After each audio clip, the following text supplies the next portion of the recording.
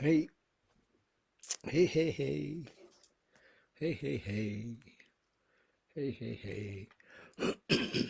Hello, hello, hello. What say ye? So, sometimes, I don't know. I just, it feels to me like I'm always saying the same thing. It really does. It feels to me like, you know, the message that I share is the same thing. And um, to who am I speaking to? First of all, I guess, who is my audience? I think that my audience, you'll know if you are those who are discontented, those who are um, restless, irritable, yeah, and discontented. I mean, that's calling it lightly.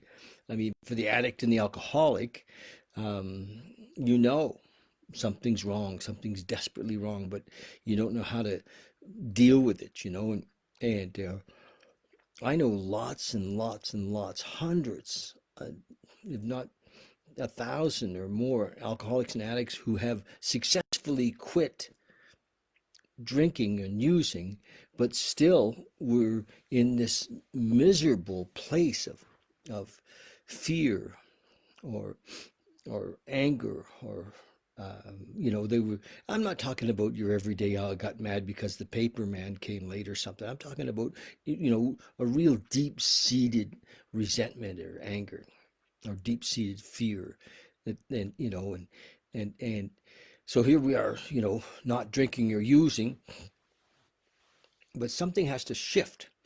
There was something missing long before, right? Long before we we ever picked up a drink or or or started doing drugs. There was something was going on, and that. I hear it all the time in the meetings. We felt like we didn't fit in, or there was something missing, or something was wrong, or something was wrong with us, or we didn't know what it was. And we call it the spiritual malady.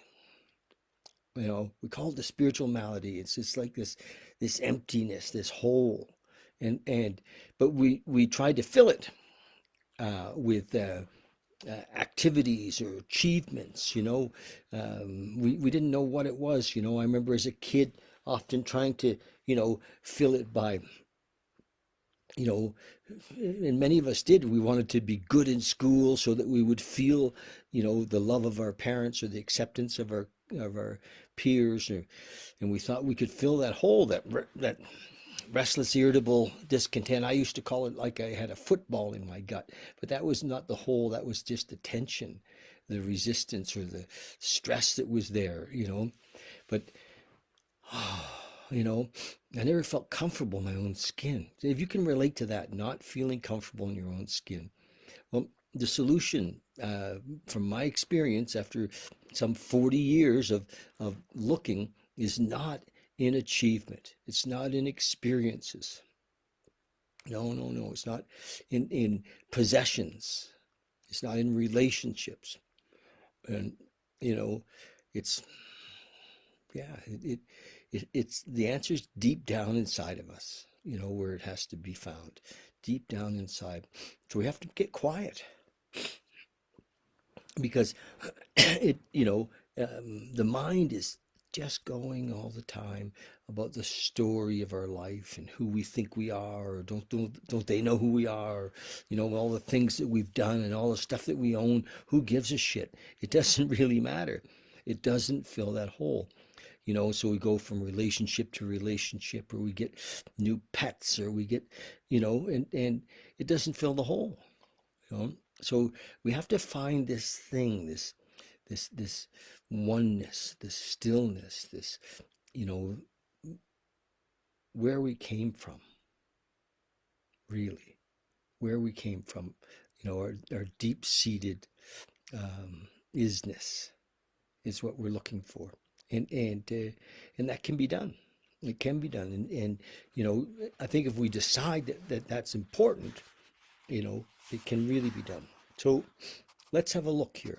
We're going to start with we're looking at chapter 14 in the Tao Te Ching. And I'm just going to read this and listen to it carefully, okay? Because there's so much in this book. This was written by lao-tzu hundreds of years ago. But let's have a look at it. The Tao Te Ching. It says, look, chapter 14, look, and it can't be seen.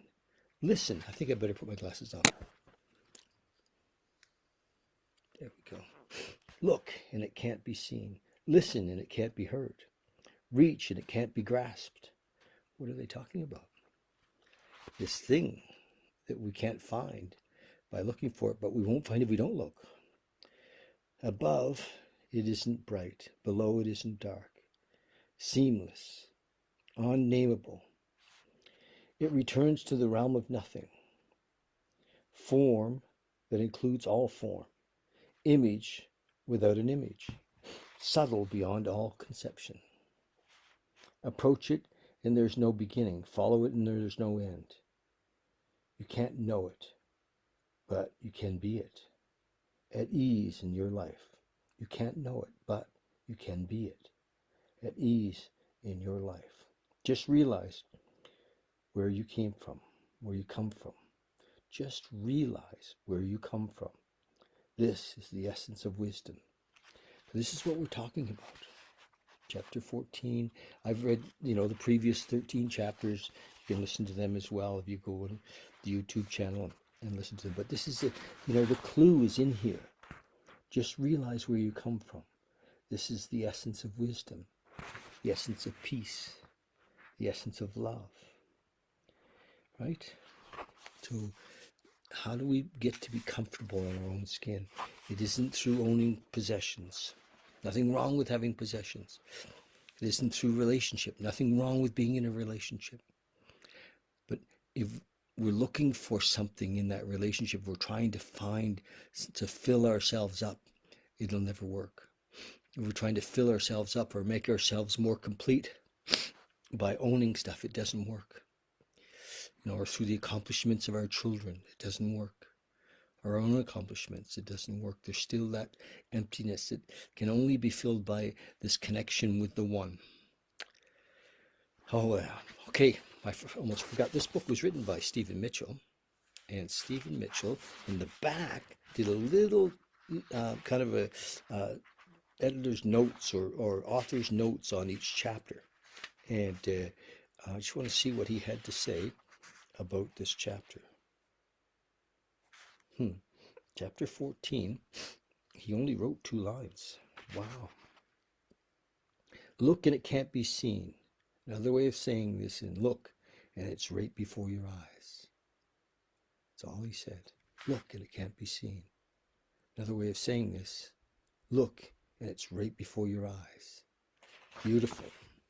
Okay, so if you know what I'm talking about, there's this thing that we want to have, or that we know that's missing, but we can't identify it, and it can't really be spoken about, and it can't really be identified. I mean, religion has talked about it forever, but sometimes, they're talking about something that's outside of us, and we're not looking for something that's outside of us.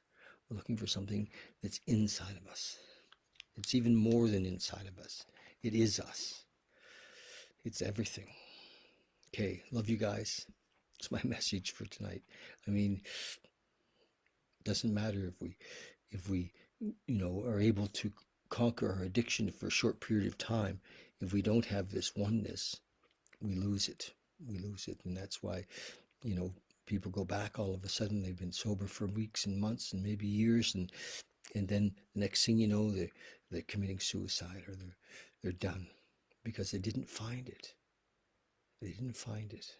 Okay. Love you guys. Thanks. Talk soon.